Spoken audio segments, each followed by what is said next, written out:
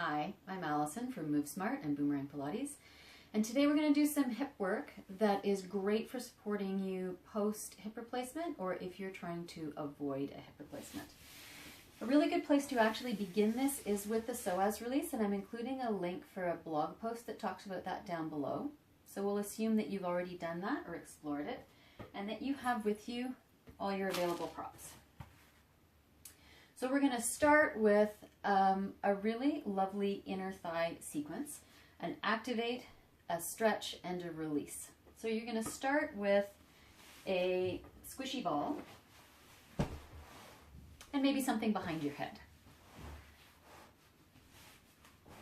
The squishy ball goes halfway between your knees and your pelvis. Your feet go about mat distance apart, or a little wider than hip distance.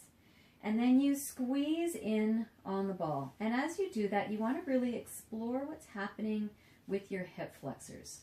For a lot of us, when we do this inner thigh squeeze, we get a lot of work happening in the fronts of the hips. So use your fingers and see if you can think about your legs coming straight in, like elevator doors, with no hip flexor gripping. And that might mean you really can't go very far. You want to keep your pelvis still and your spine and ribs still, so there's no shifting of your pelvis. You're really only moving your legs in your hip sockets. So that is strengthening your inner thighs without kind of chunking them together with your other hip muscles. And you're going to lose the ball. Have a couple of things handy with you. Feet all the way together, and then let your legs come out to the sides. And wherever you feel like you're at like a 1 or a 2 or maybe a 3 in terms of your stretch out of 10, I'd like you to block your legs so that you are stretching in a place that is supported, and check and make sure that your ribs are still lying nice and heavy on the floor. And then you're going to hang out here.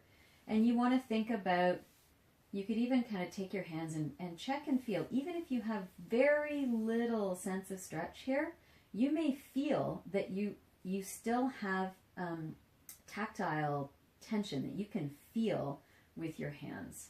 And that means even if you're not feeling stretch, those muscles are already being taken towards the end of their capacity.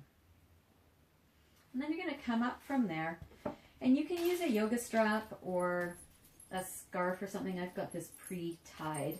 You're going to get something that keeps your legs maybe 3 inches apart. Your feet all the way together and flat on the floor. Again, your ribs and your spine nicely settled. You don't need to have your lower back pushed into the floor. It can just be floating nice and easy. And then you hang out. This is the release part of the program. So you don't need to have any stretch sensation here. And sometimes it can be interesting if you go back in and again feel across your inner thigh muscles as though you're running your hand across the seam of your inside seam of your pants. And even at this 3 inches apart distance, you might still feel like, wow, there is some tension in those inner thigh muscles. So this release position allows your body and your brain to get together and let those muscles relax. So you can just hang out here. Maybe take a couple of nice easy breaths.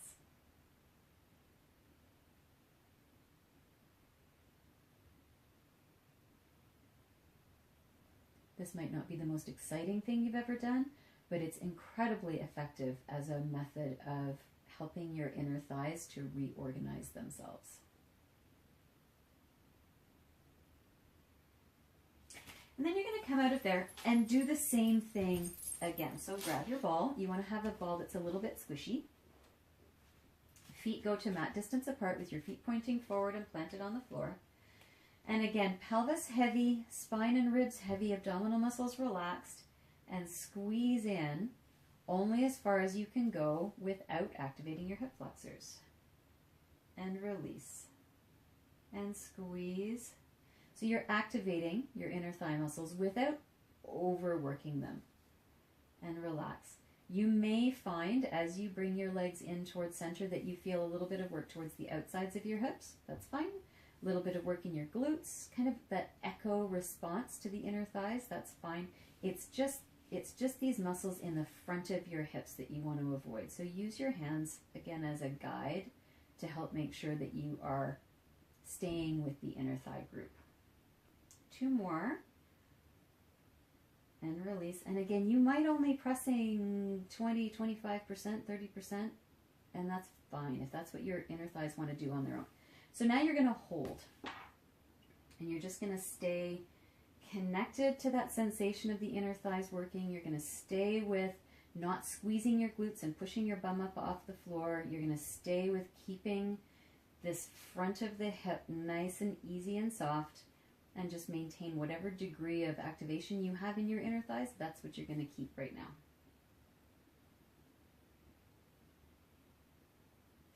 And then you're going to release the ball. You're going to grab whatever you used as a support the first time. Bring your feet all the way together and let your legs rest out to the side. So making sure that the backs of your ribs are nice and heavy, and that you have, again, we're not really looking for a huge sense of stretch here. We want to have your nervous system nice and calm, no big, huge sensations, giving your body the opportunity to adapt to change in a way that feels very unstartling, especially if you're dealing with post-hip replacement and you're looking at maybe some scar tissue or some sensitivity. We want to keep it really gentle. So you might be here, right? Just for frame of reference, my range of motion and yours might be very different. So if you need to support a lot to keep your knees much higher, that's exactly what you do. And you hang out here and you take another couple of breaths.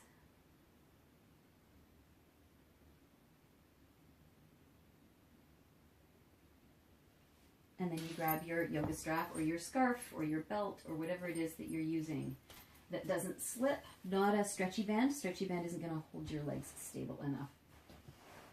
And then again, feet together on the floor, legs just relaxed.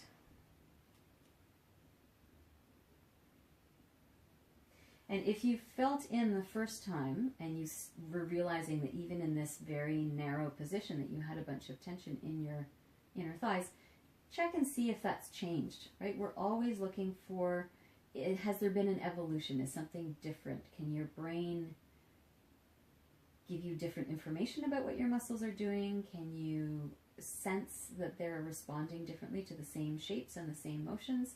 Because change is good. And then you're going to come off here and we're going to do a little bit of work.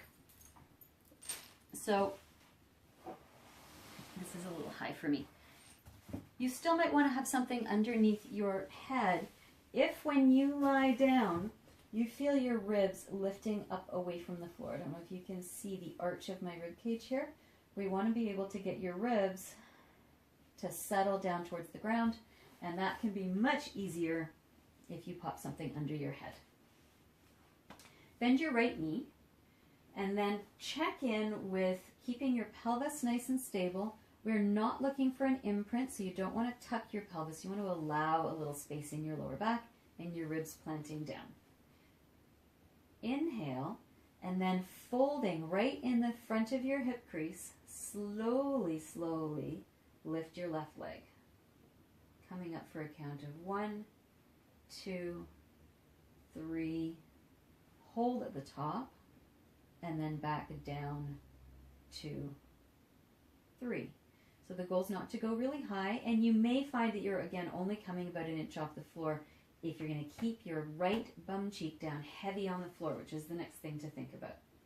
So all of this is staying level.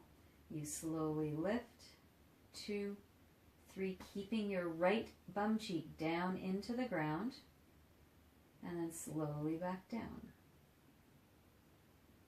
And then we're going to add another thing. Check in with your right foot. Slowly lift your left leg, keeping your ribs and your spine stable, your right bum cheek heavy on the floor, and your right foot light. So check in. If you push with your right foot into the floor, you will absolutely just pop right up off the ground with that left leg. So we're trying to find your quad and hip flexor muscles without chunking into your spine, your pelvis, or any other part of your other helping bits. And then we'll change over, do the same thing on the other side. Bend your left knee, bring your right leg down heavy on the floor, pelvis nice and level and even, ribs heavy to the ground. Take a breath in, and exhale as you slowly lift your right leg, checking in with keeping your ribs heavy to the floor. Hold at the top, and then slowly come back down. On the next one, you're going to keep your ribs down. You're also going to pay attention to your pelvis, keeping your waist nice and long on both sides and your left bum cheek heavy on the floor as you lift your right leg and slide back down. On the next one, we're going to also add paying attention to your left foot. So inhale to stay, exhale, ribs stable, spine stable, left bum cheek heavy, left foot nice and light. And you may find as you refine each repetition that you can't go as high off the floor, and that's okay. And slowly back down. I'm going to go back to the first side. Pelvis level, ribs stable. We're going to do all the bits at the same time. Inhale for nothing. And then as you exhale, ribs, spine, and pelvis level, hinging at the left hip, right bum cheek heavy, right foot light. Hold, and then slide back down. Inhale to stay, and exhale, lift. Really paying attention to all those other bits that might want to shift, where we want to just be recruiting those nice center thigh muscles. Last one. Exhale, nice slow lift. Hold at the top, check in, foot, pelvis, spine, and slide back down. And then change over, same thing, other side. Take a breath in, exhale, lift.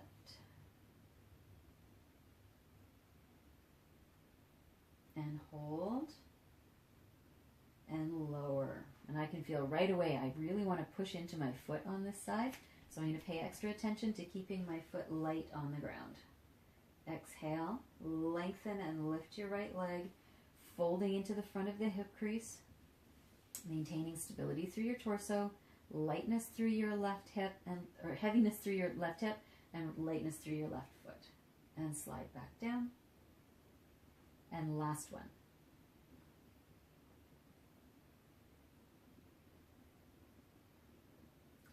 And slide back down.